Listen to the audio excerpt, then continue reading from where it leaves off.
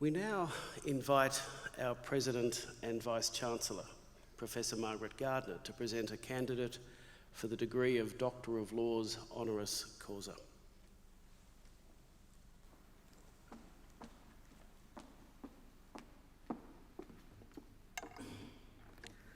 Chancellor, Ms. Helen Silver has had a long and distinguished career and has held very senior management positions in both the public and private sectors.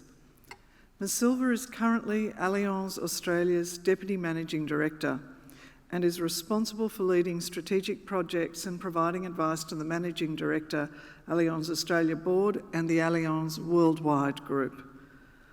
Prior to joining Allianz Australia, Ms. Silver spent more than 30 years in executive roles in the Victorian and Commonwealth public sectors, culminating in 2008 as Head of the Victorian Public Service in the position of Secretary to the Department of Premier and Cabinet, which is the state's most senior public service position. She was only the second female to hold this position, and hold it she did, and very well. In her role as Secretary, Ms. Silver led the administration and development of the Victorian Public Service. Notably, she was the lead through significant crises such as the Black Saturday bushfires and the transition to an incoming government and Premier. She was a respected negotiator at the highest levels of government and played a key role in a number of Commonwealth and state reform initiatives, including health, water, transport and taxation reform, the National Disability Insurance Scheme, of which one of our PhD graduates has recently written, and Gonski, which of course has had a major impact on education in Australia, well, secondary and primary education. In 2016, Ms. Silver was appointed as a Vice-Chancellor's Professorial Fellow at Monash University, where she was integral to Monash's outreach in encouraging public intellectual discourse and debate, leadership development and mentorship to staff and students. In particular, she contributed to advice through the advisory board to the Monash Business Policy Forum and assisting in that development of policy capacity at Monash, particularly in the fields of business and economics. Ms. Silver has taken a lead role in promoting and advocating for gender equality and diversity, both within Allianz and in the community, and in all her roles. She has a deep and abiding interest and indeed expertise in public policy and the arts. Amongst some of her prominent community engagements, Ms. Silver serves on a number of boards, including the Melbourne Symphony Orchestra, the Arts Centre Trust, and the Judicial Commission of Victoria. She was recognised as an officer in the Order of Australia in 2015 for her distinguished service to public administration, business and commerce, and the Victorian community. Beyond that, Ms. Silver graduated from Monash some years ago with first-class honours in economics in her bachelor's degree and subsequently with a Master of Economics from Monash. So she is now accumulating many degrees from this distinguished university. Chancellor, it gives me really the greatest pleasure to present to you for admission to the degree of Doctor of Laws honoris causa, Helen Elizabeth Silver.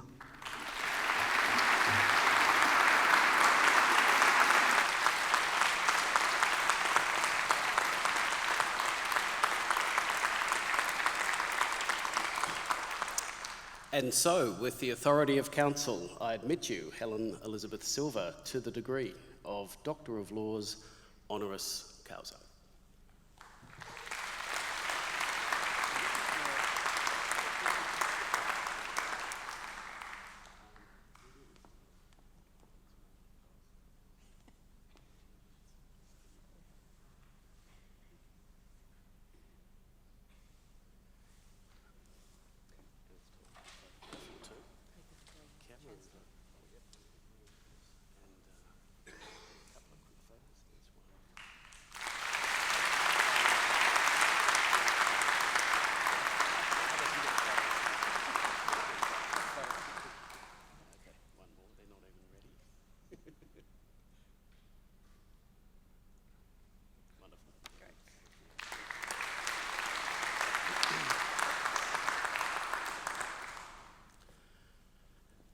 And so, I have now much pleasure in inviting Dr.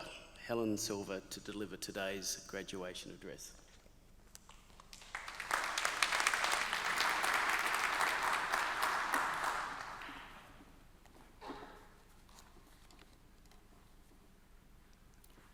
I would first like to acknowledge Chancellor, Mr. Simon McKeon, President and Vice-Chancellor, Professor Margaret Gardner, Dean of the Faculty of Business and Economics, Professor Simon Wilkie, members of the faculty, ladies and gentlemen, and especially the new graduates.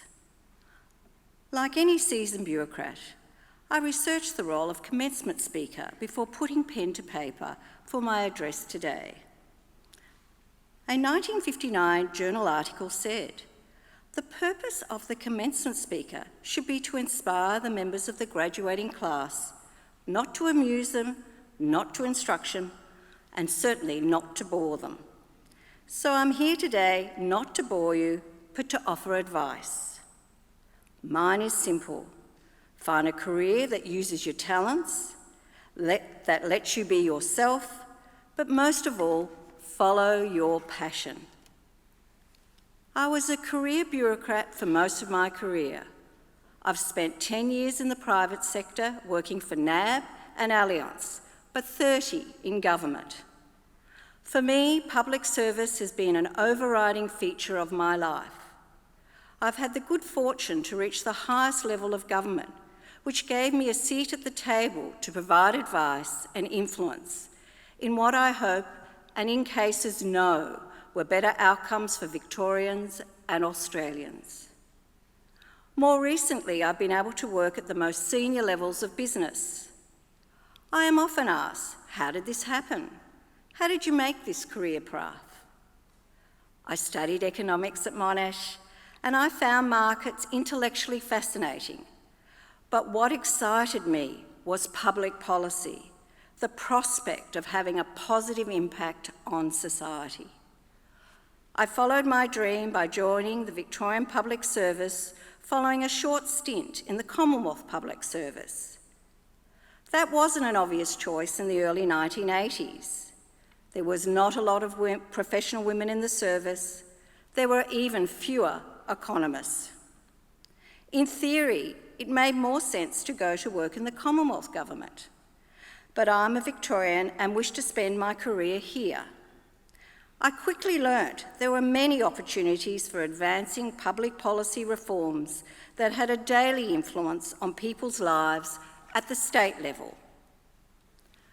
My first role in the Victorian Government was as an economic researcher in the Housing Department. I was its only economist. I didn't have a job description. I didn't have any role models. So I studied housing markets, funding arrangements for public housing, using the excellent training Monash had given me.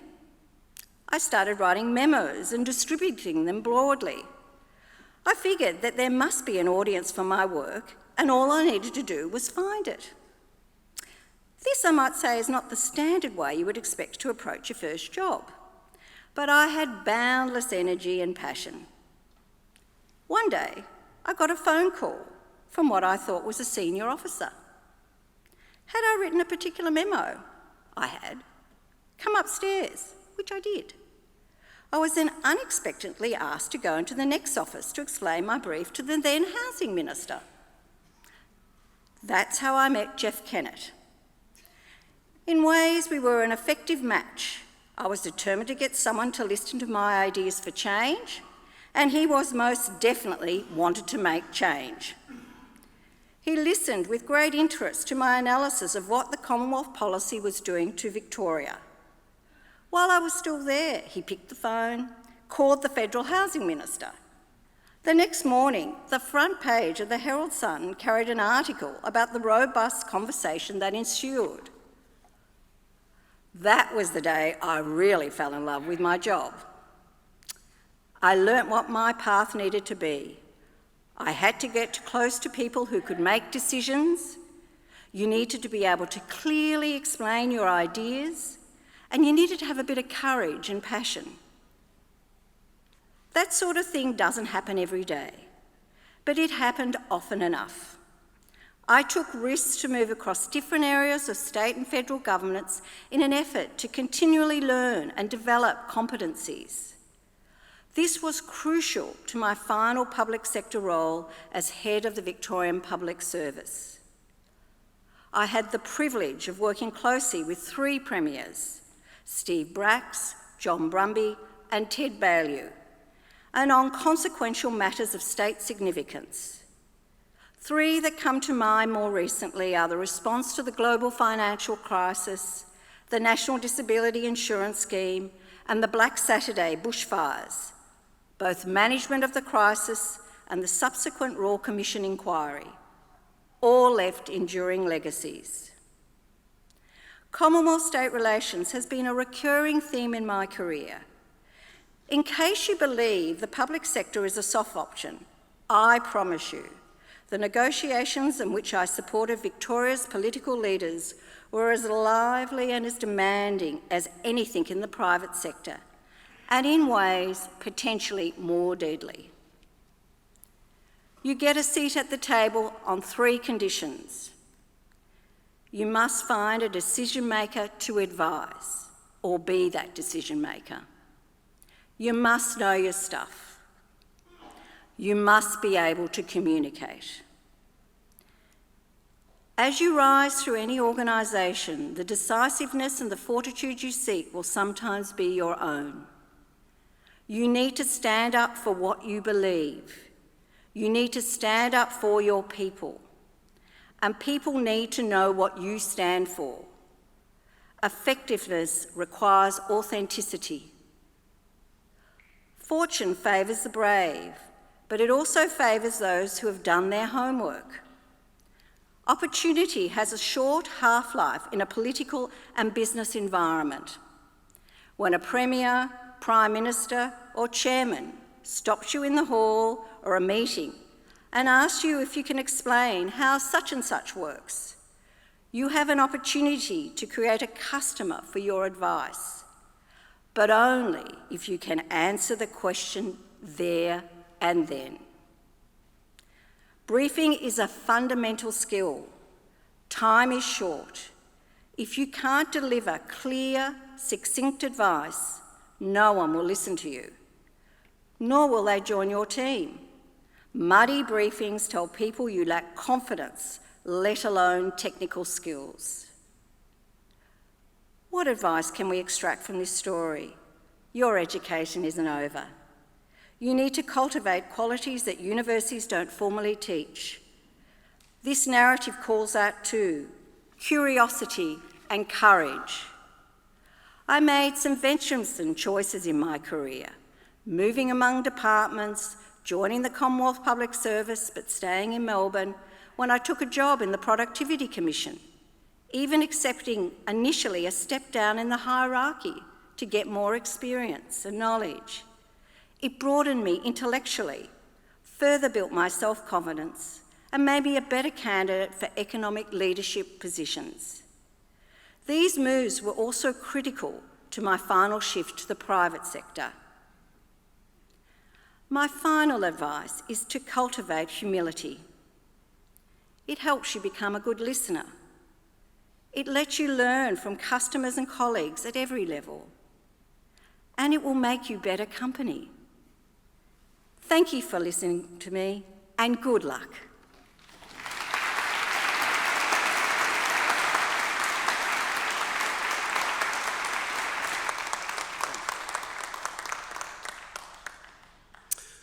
Well, haven't we been treated to something there? Helen, in my position, I think the VC would agree. We hear lots of graduation addresses, but rarely have I heard something as succinct and helpful as what we have just heard. Whether you were 22, 42, 62, or for those sad people who are even older than that, that was brilliant. I have been around for a while, and for as long as I can remember, Helen has been synonymous with public service leadership. And I've got to say here, Helen, in this state, we've been wonderfully served by a fabulous public service. Not perfect, but gee whiz, about as good as I've ever seen anywhere. And you've emphasised today that everyone, particularly good public servants, called to serve the community, the broader community, have to follow their passion, clearly explain where they're at, their ideas, being courageous, taking their opportunities deftly to get in front of people of influence so that things can actually happen if the thinking is right. Time is short. Mightn't feel short when you're 22 years old, but it is short. It's one of the most valuable commodities that we have. And I really like the way, Helen, you emphasised the public service is no soft option. I've never understood why people think it's cushy, because the only experience I've ever had from the outside looking at the public service is that we expect an enormous amount of them, and it ain't soft. And you concluded by saying a couple of very important things, namely, never forget, stand up for the people that enable us to do whatever we do. And your final and most powerful point, applicable to everyone in this auditorium, is to be good listeners, to be humble. You know, we're not the centre of the universe. And like the motto of this university reminds us, or reminds me every day, Ancora Impara, we never stop learning. And the best of us who learn are those who are the most humble, the most open. So, Helen, thank you so much for that fabulous address. Please.